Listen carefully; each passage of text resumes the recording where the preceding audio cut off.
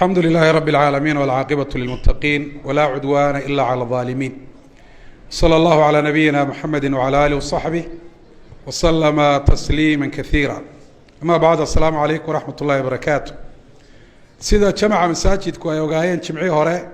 وعينو كهذا الله dhiirigelinay walaalaha heesaha iyo waxa la xiriira ka shaqeyn jiray ama ku hawlana Ilaahay subhanahu wa ta'ala daraadii uga toobad keenay sidii oo kale maantana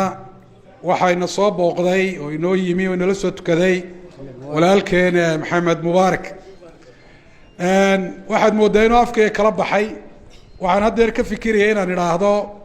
محمد بيكي baa lagu oran jiray biikeegaasi barak ku noqonaya insha Allah marka isaga ba yiri hadda intaan anigu oran maxamed mubaarak ilaahay subhanahu wa ta'ala ku barakeeyo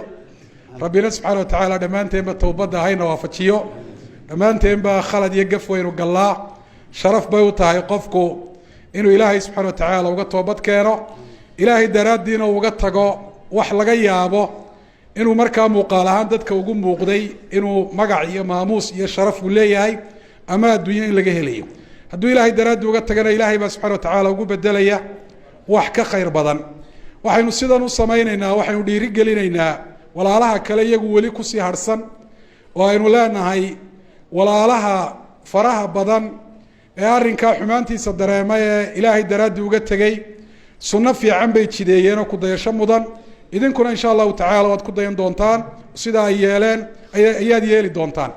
dadka qaar kood oo khayrka dadka kala dagaalama sharka iyo xumaantana ibliis uu wakiishay inay u ololeeyaan waxa laga yaabaa qaar koodna waaba yiraahdeen been yiraahdaan ma qof gaalaba qofkiyo shahada loo qabanaya walaalkeen maxamed iyo rag lamidka ay marka horeba dad muslimiin ah ahay inaguna waynu dambaabnaa ma macnaheedu inay iyagu khalad ay ku jireen oo inagu aynaan khalad gelin laakiin iyaga iyo dadka la midka ah sidaan jumciye hore sheegay waxay dadka kale kaga duwan yihiin dad la eeganayo oo lagu dayanayo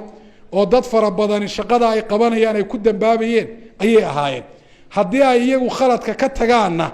dad fara badan tusaale u noqonayo oo ummadda dhexdeeda iyo gaar ahaan kuwii taageeri jiray insha Allah ta'ala raad ku yeelanaya manihin takfiiriyiin aaminsan qofka muslimka ah waxa weeyaan heesa oo muusi garaaca ama inanta tusaalahan isqaawisa inay gaala tahay waxayna aaminsanay waxaas inuu macsiyo khalad yahay waajibkuna uu yahay qof kasta oo muslim oo dambaaba inuu ilaahay subhanahu wa ta'ala u toobad keeno fariinta ama dardaaranka walaalkeen aan siinaya wuxuu yahay si gaar ah insha Allah isagoo balbalaaran waa ugu sheegi doonaa inuu saaxiibadii hore bedelo oo saaxiibo ahlu khayra وأهل الدين وناقة تصالح وقول نقضى قول يفعل با إنه يشوا إيانا حيرك كده حيا إنه نقضى إنه وناقة وشاقه وعدد ولا لهنا ومسلمين وإيانا لفتو دنا وقول باقو خير كي وناقة إلهي سبحانه وتعالى ووافتشي وحكالله أنو دردار ميا هي سبادنا أوليه مقالب بدنا أوليه هاي دوبا وما أنت يوتيوب ككتشرة وحكم إذا مركا توبد وناقة سنة إلهي كتاب كيسا وكل شاقي قفكو وحي هورينو مصحه uu sheegay isagu iyo dadkii uu sheegay arinta noocaas ku raaci lahaa inuu ka tago ilaahay daraadii uu uga noqday waxa weeye